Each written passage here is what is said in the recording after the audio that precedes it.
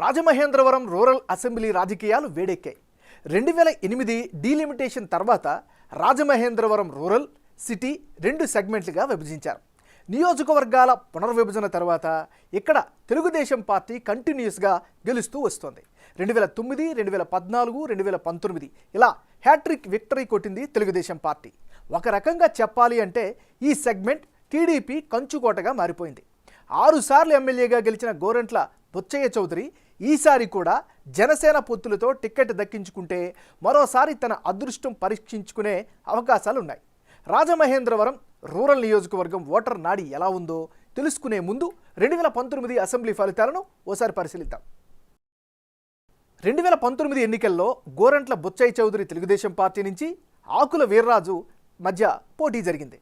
ఆ ఎన్నికల్లో వైసీపీకి 34%, తెలుగుదేశం పార్టీకి 39%, జనసేన పార్టీకి 23%, ఇతరులకు 4% ఓట్లు దక్కాయి. అంటే 2019 అసెంబ్లీ ఎన్నికల్లో రాజమహేంద్రవరం రూరల్లో వైసీపీ 34% ఓట్లు రాబట్టింది.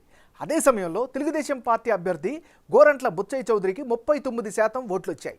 జనసేన పార్టీ కూడా 23% ఓట్లు సంపాదించింది. 2019లో ఏపీ వ్యాప్తంగా ఫ్యాన్ హవా ఉన్నా ఇక్కడ మాత్రం వర్కౌట్ కాలేదు. జనసేన నుంచి ఫస్ట్ టైం పోటీ చేసిన కందుల దుర్గేష్ మాత్రం కాపు సామాజిక వర్గ సపోర్టుతో మంచి ఓట్ షేర్ సంపాదించారు. ఇతరులకు 4% ఓట్లు లభించాయి. మరి ఈసారి ఎన్నికల్లో రాజమహేంద్రవరం రూరల్ సెగ్మెంట్లో రాజకీయం ఎలా ఉండబోతోందో big TV exclusive detailed election సర్వేలో వెల్లడైనటువంటి అభిప్రాయాలను ఇప్పుడు పరిశీలిద్దాం.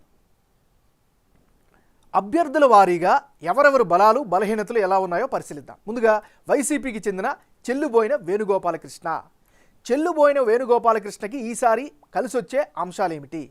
శెట్టి బలిజ సామాజిక వర్గానికి చెందిన నేత కావడం వల్ల ఖచ్చితంగా ఆయనకి ప్లస్ పాయింట్గా చెప్పుకోవచ్చు. దీంతోపాటు ప్రభుత్వం అందిస్తున్నటువంటి పథకాలు కూడా ఆయనకి పార్టీ పరంగా కలిసి వచ్చే అవకాశం ఉంది. ఇక ఈయనకి సంబంధించిన మైనస్ ఫ్యాక్టర్స్ ఏంటో కనుక పరిశీలిస్తే నాన్ లోకల్ అభ్యర్థిగా జనంలో అయితే ఒక చర్చ కనిపిస్తుంది. ఇది ఒక మైనస్ అంశంగా చెప్పుకోవచ్చు. ఇక తెలుగుదేశం పార్టీ అభ్యర్థికి గట్టి పోటీ ఇస్తారా లేదా అనే సందేహం కూడా నియోజకవర్గంలో కనిపిస్తోంది. వాటన్నిటికి పాటు క్యాడర్ పూర్తి స్థాయిలో సహకరిస్తారా లేదా అనే సందేహాలు కూడా సొంత పార్టీలోనే వ్యక్తమవుతున్నాయి. ఇది ఈయనకి సంబంధించినటువంటి ప్లస్లు మైనస్లు. మరి ఇప్పుడు కందుల లక్ష్మీ దుర్గేష్కి సంబంధించినటువంటి వివరాలను పరిశీలిద్దాం. జనసేన పార్టీకి చెందినటువంటి నాయకుడు కందుల లక్ష్మీ దుర్గేష్ ప్రసాద్. మరి ఈయనకి సంబంధించినటువంటి అనుకూలమైనటువంటి అంశాలు ఏమిటి? తూర్పుగోదావరి జిల్లాలో బలమైన నేతగా మంచి పేరైతే ఈయనకి కనిపిస్తోంది. మరోవైపు రాజమహేంద్రవరంలో కాపు సామాజిక వర్గ మద్దతు పూర్తిగా ఈయనకి దక్కే అవకాశాలు కూడా కనిపిస్తున్నాయి. దీంతోపాటు గత ఎన్నికల్లో ఓడిపోయారు అనేటటువంటి సానుభూతి ఫ్యాక్టర్ కూడా ఈయనకి ప్లస్ అయ్యేటటువంటి అంశం కనిపిస్తోంది. ఇక కందుల లక్ష్మీ దుర్గేష్ ప్రసాద్కి సంబంధించిన ప్లస్ మైనస్ పాయింట్స్ ఎలా ఉంటే ఇప్పుడు టీడీపీ అభ్యర్థి గోరంట్ల బుచ్చయ్య చౌదరికి అనుకూలించే ప్రతికూలించే విషయాలంటో ఇప్పుడు పరిశీలిద్దాం. తెలుగుదేశం పార్టీకి సంబంధించినటువంటి సీనియర్ నాయకుడు గోరంట్ల బుచ్చయ్య చౌదరి.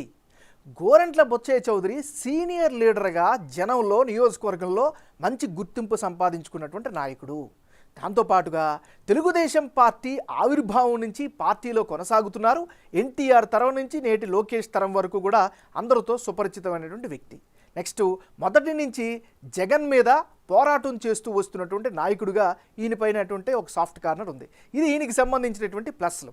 మరి గోరంట్ల బుచ్చయ్య చౌదరికి మైనస్ అయ్యే అంశాలు ఏమైనా ఉన్నాయా పరిశీలిస్తే సెగ్మెంట్ అనుకున్నంతగా అభివృద్ధి చెందలేదు అనేటటువంటి అభిప్రాయం నియోజకవర్గంలో కనిపిస్తోంది.